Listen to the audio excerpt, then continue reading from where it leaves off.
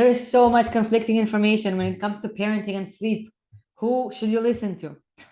Hopefully, this video is going to help you understand how to choose the right source for baby sleep coaching, consulting, and information, or toddler. That's right for you. But first, why should you listen to me? Hi, I'm Valerie. I'm a child and family therapist specialized in birth to six mental health and sleep. That means your little ones' social, emotional, behavior needs, as well as their sleep. And so I'll quickly just tell you about myself. If you want to learn more, I'll link a blog below. But I had this professional background before I even had children. And then when I had my first baby, I was hearing all of this sleep training advice everywhere, and just really didn't make sense based on my professional qualifications. I suffered and struggled a lot through trying to meet completely unrealistic expectations, not understanding why my baby won't sleep, and feeling like a complete failure through sleep deprivation, as well as trying things that just didn't feel right for me. Only to realize that a lot of the stuff that I'm hearing out there just makes no sense. So I wanted to make sure that I can help you filter out and decipher what to listen to. There is just so much stuff that does not make any sense out there, and just that's pure like outdated advice that I just sometimes can't believe it's still going around, honestly, with the amount of information that we have today.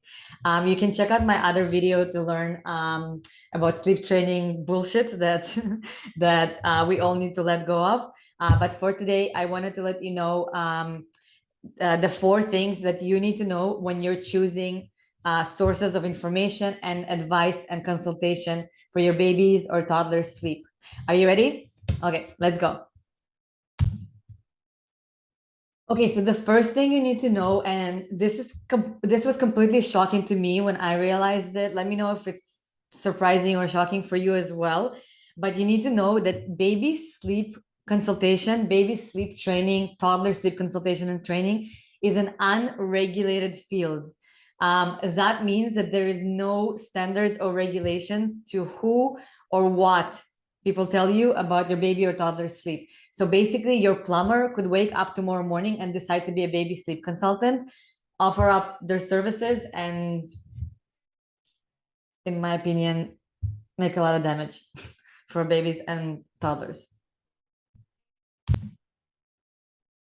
So you might be thinking, okay, but sleep consultants say that they're certified in a certain sleep approach. So they must be certified by somebody who is making sure that there's a certain quality to their services. So the problem is that your plumber that I spoke about earlier could also come up with a sleep certification. There's also no regulation for the sleep certifications. It's just somebody confirming that this person took a online course or a course in this sleep information, but there isn't actual regulation about it. So the sleep consultant is certified by, there isn't an actual regulating body. It's just, it's a paper that says they spent some hours learning this information, is basically what it means. So you might be seeing titles out there that are like sleep consultant, sleep coach, sleep specialist, pediatric sleep specialist, holistic coach, sleep coach, all of those. None of these actually tell you what the person's qualifications are. And yeah, they don't. They just, these titles are not protected in any way. You cannot really tell by that title what this person's qualifications are, experience, background. So yeah. You might be thinking, so how do we tell the difference between all of these different people who are offering this help? So always make sure to look at their additional qualifications. So let's say somebody's calling themselves a sleep consultant. Check what other qualifications they are. Check what approach they have to your baby and toddler sleep. Make sure that it actually aligns with what your values and what you believe in. So there is 2 kinds of groups, I would say, that are offering sleep consultation and advice. That is not the medical sleep consultation advice. That's separate. That's something you would reach through your doctor, through sleep studies, etc. I'm talking about people who help you with advice around sleep. not the medical pieces of sleep. So there is sleep consultants, coaches, specialists, etc., who share information. Between those, there's people who use sleep training, people who don't use sleep training, everything in between. Unregulated, and could be ranging very much with what qualifications they have. And then there is people who are have another professional designation, regulated professional designation, like me. So, for example, I'm a registered social worker in Ontario, specifically specialized as a child and family therapist. That means that I have additional qualifications and training. I have a bachelor's degree in psychology, master's degree in social work, specifically specialized in infant and child mental health, in children and families. And I also took that a certificate to learn more about baby and toddler sleep. I have lots of experience working with baby and toddler sleep, and I continue learning more and more about the different pieces. So how is being a social worker making me different?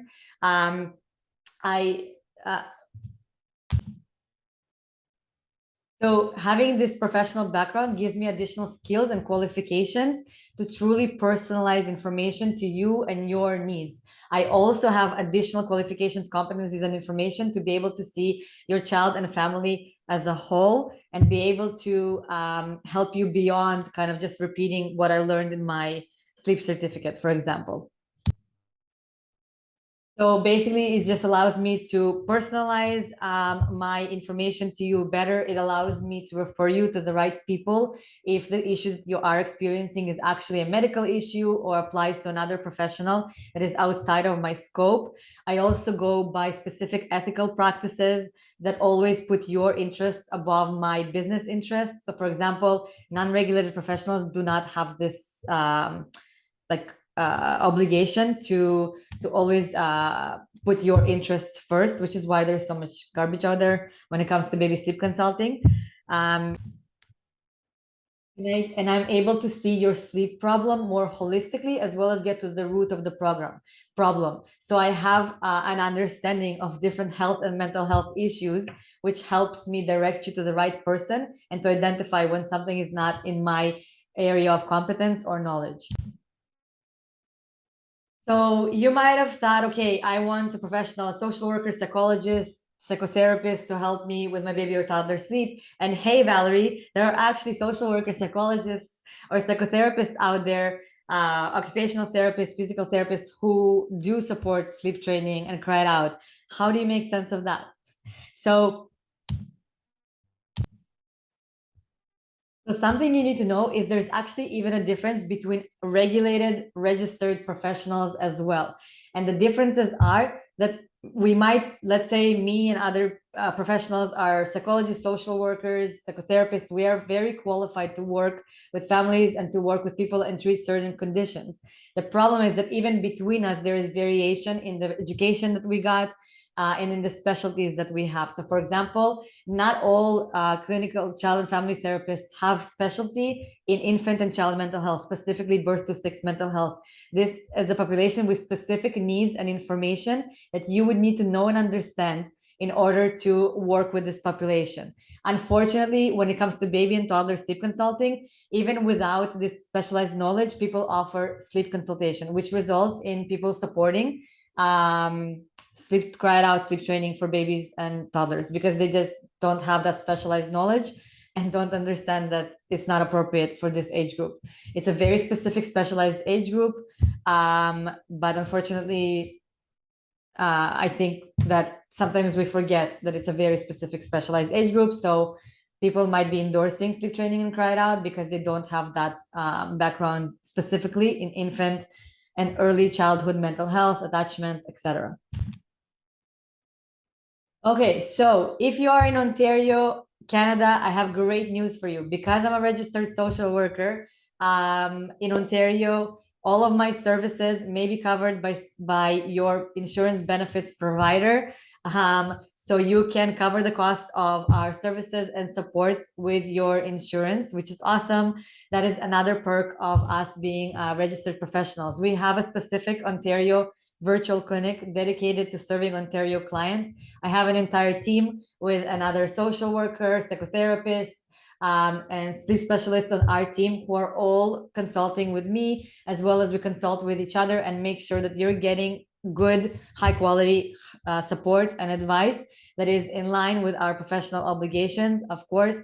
And being registered professionals allows you to use your insurance benefits to cover the cost, which is like a huge extra perk to us being regulated professionals. Our Ontario-based clinic is called Talking Families Ontario. I will link that below as well. Give us a follow. And the other thing that you need to know is that none of our sleep coaches or professionals or therapists will ever tell you to not co-sleep or not bed share if it's something that works for you. I heard tons of stories about couples therapists telling couples to stop co-sleeping and bed sharing when that wasn't the issue in the first place. It's just because they didn't understand the background. And we will never tell you to sleep train your child or use cry out of any kind. We always tailor our advice to what's important to you, to your values, and make sure that we work within what is most important to you and what works for your individual, unique baby and family, because you deserve the best. You do not deserve to be misinformed. You do not deserve to be working with people who are making you feel bad or making your experience worse. You do not deserve to receive horrible, terrible advice that has nothing to do with what you came to get help with. Okay, do you agree with me? Anyway, what did you think about what I shared about today? Comment below. Do you have any questions? Please let me know. I would love to hear from you. Thank you so much for joining me today. I hope you found something really helpful about it. And I wish you sweet cuddles and dreams and hope to see you next time.